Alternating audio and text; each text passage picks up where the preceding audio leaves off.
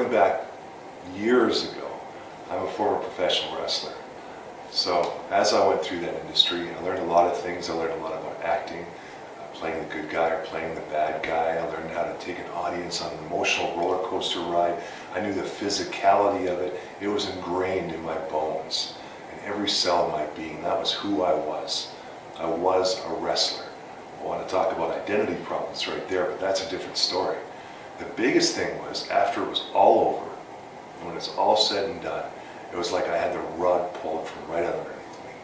I cracked my C5 and my C6 vertebrae for starters. Even crazier, I went back and wrestled another tour in Japan afterwards. I wasn't healed yet. I knew it was over, and then my contract came to an end. And I said to one of the top guys out there in Japan, I said, what do I do now?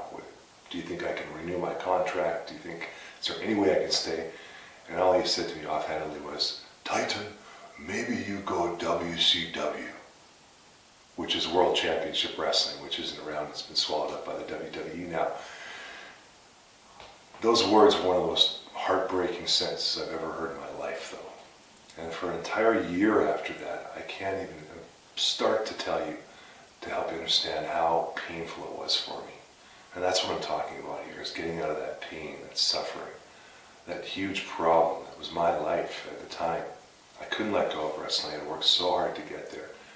I worked so hard to stay in it. It was so physically challenging, it was mentally challenging, and I was so good at it by the end. I was one of the best in business.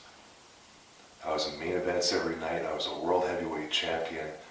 I was one of the best, and I knew I was really, really good at what I do. And when I say that, I come from an egoless place. At the same time, afterwards, I couldn't let go of it. And everything had come to such an abrupt end, and it was so tough for me. I went to sleep every night wishing I could get back into it. I also went to sleep every night knowing that I couldn't, and hoping that I couldn't wake up, or wouldn't wake up in the morning.